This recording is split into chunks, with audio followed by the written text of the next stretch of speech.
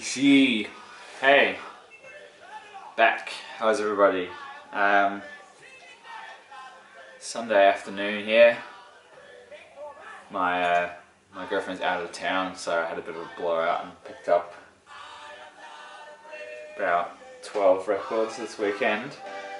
And prior to that, 12 records previously. So I've gone from being pretty good and pretty restrained to going over the top, picking up way too many. So yeah, here's I'll show what I've got. Just drinking a really nice ale from New Zealand. This is from the Invercargill Brewery, which is in the South Island of New Zealand. Smoked Manuka honey, so it's got really toffee hazelnut flavours. Very cool. I really enjoy this.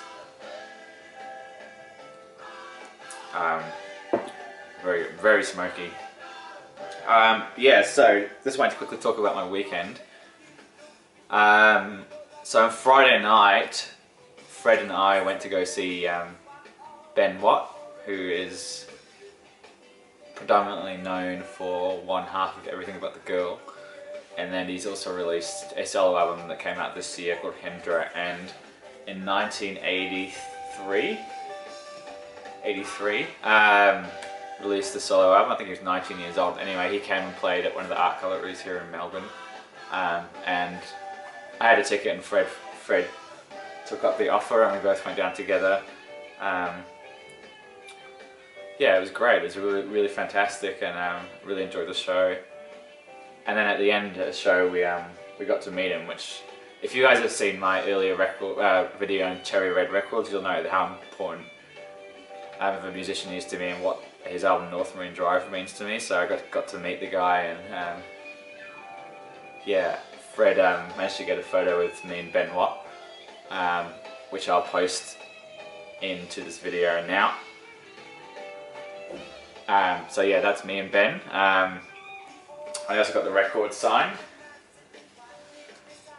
So there's Ben himself at 19 years old, and there's his signature. So he was a really nice guy, and it was really cool to meet him. And Fred had a chat to him as well, and we were both buzzing at the end of the show. It was a really good night, really good food, really great art, really great music.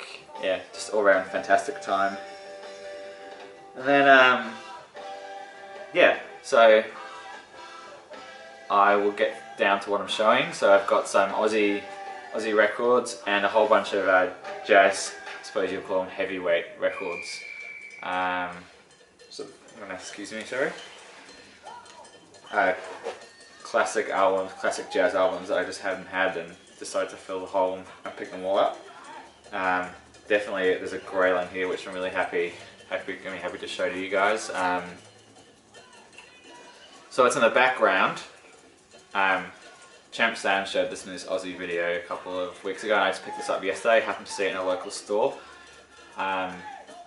This is Panther, and this is their album. I think it's pronounced Do We Do,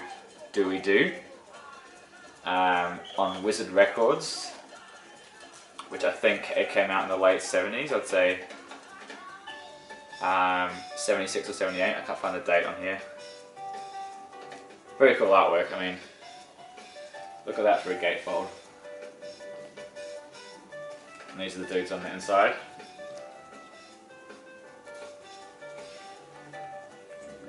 So yeah, this is sort of like a jazz rocky sort of thing. Really fun, like sort of like, imagine Santana, but just not as many over the top guitar solos. Really cool, really fun, really great Aussie stuff. Love that cover. So that's Panther on the Wizard label. There we go. Oh yes, okay, so everyone who is into Aussie stuff knows all about this reissue. Had to pick it up. Liang Lao, that Ronggeng sound. This is so cool. This is just Aussie funk. Really slow, funky, deep. Sings sort of an Aussie twang. Oh, it's just fantastic. definitely worth getting. Limited to 500.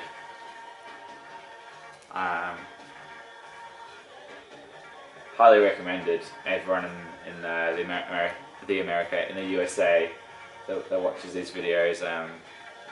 Yeah, originally came out in 1977. This is the reissue that came out on Left Ear Records this year. Yeah, I won't do a needle drop or anything. You guys have all heard this on Champ Sounds video. Very cool, amazing Aussie Funk gem of a record. Had to jump on it. There's only 500 made, so it'll be gone in a heartbeat, and then who knows what prices they'll go for on Discogs, you know. Next one. This is the last Aussie one I'm going to show. Galapagos Duck Ebony Quill. The reason I grabbed this is Chris Cole showed this in his Aussie video a couple of months back, and also I was familiar with the track Grazing in the Grass, which is originally by Hugh Masekela. This is their sort of really cool soul jazz funk, gets a little bit cheesy version of that, but that track is fantastic. I reckon it's just a really great jazz piece. There's some really nice moments in here.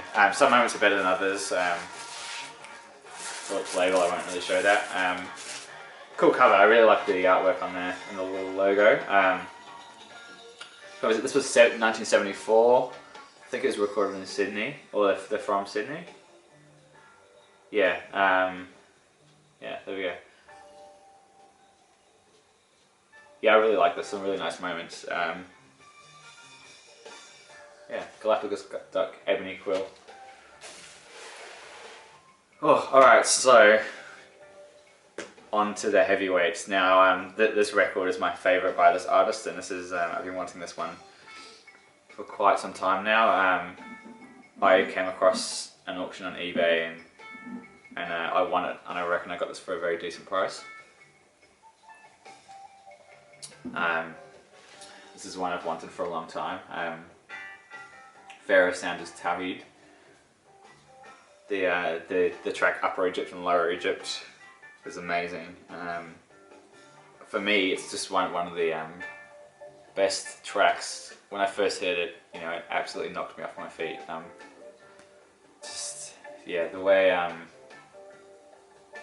that Sonny Shabbat comes in the second half of the song, and the bass, and then Sanders just kills it on sax. It's just, it's absolutely incredible.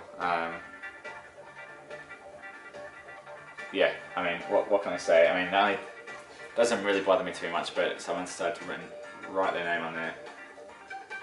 J Stamps. Yeah, oof, this is an absolute monster. If you're going to get any Pharaoh Sanders record, I mean, this is obviously harder to find than the other ones, but yeah, this is the one to get. So I believe it's not on the orange label, but I believe it's a second press. It's from the same year, but it's on the Impulse with the red.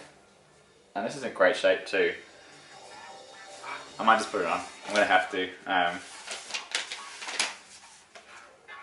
Hard to describe it unless you hear it. I'll chuck it on. Sorry, Panther. Just show you the Wizard label there, because I think that, hopefully you can see that, is really cool. Okay. What are we doing? We're doing some Pharaoh Sanders.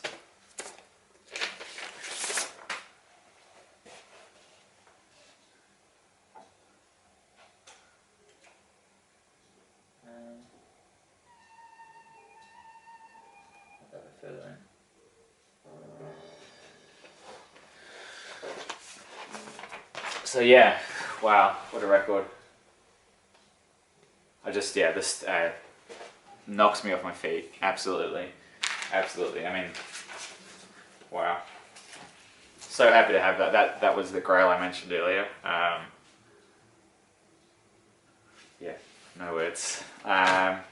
Okay, so the next three, I went to a record fair with Fred again, and I picked up the next 3 records there for pretty cheap. I could have picked up a lot more. I'll just pull this up. Just love that line there. And Sonny show up on the guitar.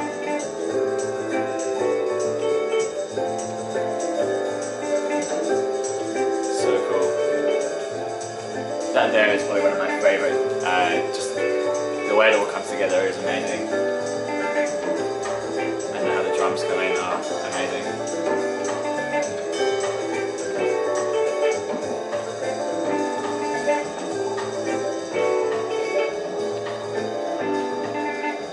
And that's not even the best part.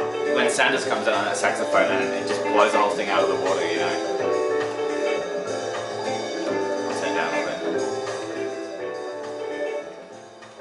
Okay, anyway, back to what I was saying. So yeah, Fred and I went for a dig, and I found an original of this, Coltrane Live at Birdland. One of the first Coltrane records, albums that I got into. I had a Japanese press that I actually picked up in New York, and then I came across this one for 20 bucks, which I think it's not 100% in the best shape, but it's still in fantastic shape. It's on that orange black Impulse label.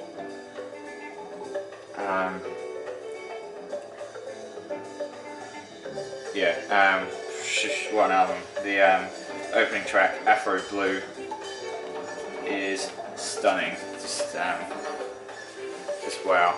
Yeah, this is one of my favorite jazz pieces. Obviously, it's the classic Coltrane Quartet.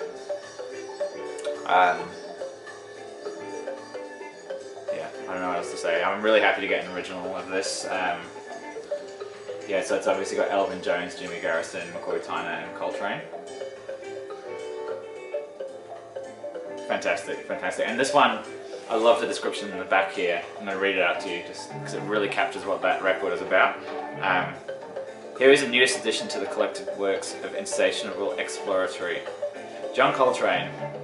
Recorded live at New York's Birdland, this beautifully recorded album captures the freedom and intimacy of a nightclub. Here is John Coltrane furiously driving forward, alive, communicating to a live audience, and you are there. And that's exactly what it sounds like. You can hear the intimacy of the venue, you can hear the power and the passion coming out of the music. Very good record. Very, very good record. As I said before, it's the one that really got me into him. On the same Coltrane Live, this is Universal Consciousness by his wife Alice Coltrane. There we go, that saxophone. Very cool. Alice Coltrane, Jimmy Garrison, Rashid Ali, Jack Duvernay, Clifford Jarvis, and Tulsi. Amazing. Turn it down a little bit more. The tracks that really stand out for me on here are the last track on side 1 and the first track on side 2, which would be I think it's OLR and Hare Krishna. I mean, Battle at Armageddon is also very cool, and the last track, and Kavam La. I mean, it's all great, you know. So yeah, here we go. It's also again Impulse with their fantastic gatefold releases. Thick, nice thick heavy cardboard. Also, I think this is a original press. Impulse. It's another one to add to the collection. Yeah, again, I've been aware of this album for quite some time, but you don't see it. You don't see it under $40, you know. So I got it for 30, and I was really happy with that purchase. What are we going to go through here? Alright, I'll pull this one out. This is, I have to admit, I saw the lineup on this. I had not been familiar with Charles Sullivan prior, but I saw that it was on Strata East, which is a label that I'm familiar with bits and pieces of, and I know they've put out some really important stuff. So I picked it up. I saw the lineup on here, and I saw Stanley Cowell, Dee Bridgewater, Sonny Fortune, Billy Hart is a drummer I really like, and I decided to grab it. I checked on Discogs and it went for 90 bucks. well, that's what it's been sold for. It doesn't really necessarily indicate what it's worth. And I listened to it at the record fair and I saw it wasn't in the best shape. But it was $30 and I grabbed it. It's a very cool Strata East label. Yeah, I gave it a quick clean. It's not in the best shape. It needs a really deep clean. It's still definitely listenable. And from what I heard, I really enjoyed it. Just some really classic Strata, soul jazzy, funky stuff. As a music piece, I really enjoyed. Very cool. Some great players, and this is my first record on the Strata East label, so it's very cool to finally own a piece of that. Alright, add to the Archie Shep. As you guys probably saw in my last video, I went on a bit of a splurge with Archie and I picked up a whole lot of stuff. This is another one that I've wanted for quite a while, Archie Shep For Losers. So this record it's very funk and soul orientated rather than free jazz. Yeah, another Impulse record. Got a few of those I didn't realise. Yeah, so I mean, it's mainly funk and soul and stuff like that. Really upbeat, up tempo. Sort of Attica Blues sort of heads that way, doesn't it? But this is really positive, happy, almost light compared to some of the other stuff. But then again, and then when he does a couple of the solos, he plays that classic grainy Shep texture going on, and it works really well. You've got the up tempo playfulness, and then you've got the really grainy, and when they come together, it's fantastic. This is a really cool record, Archie Shep For Losers. And that brings me to the last record. Another one I've been wanting for a while. Miles Davis, Jack Johnson. Fantastic. End of the record.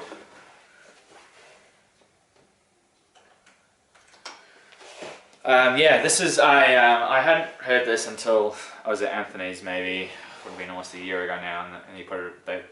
Fred was there too, and they put it on, and it was just amazing, just really rock orientated jazz record. I don't know how else to describe it. It just blew me away. This is incredible. Steve Grossman is on here, who's an artist I've been trying to get into. I've picked up a record, which I'll show in my next video. Miles Davis, Herbie Hancock, John McLaughlin, Billy Cobham, Steve Grossman, and Michael Henderson on Fender bass. Yeah, amazing. It's just 2 tracks right off in Yes or Now, but the way they plow through the music together is sensational. This is a US press. Really happy that I finally got hold of this one to add to the collection. Miles Davis, Jack Johnson. Probably don't need to show the label, but yeah, very happy to come across that. And that is the end of that. I'll make another video in a moment, showing some other stuff that's quite varied. I think that's about everything I wanted to cover. Yeah, thanks for watching and subscribing, and I'll see you all soon.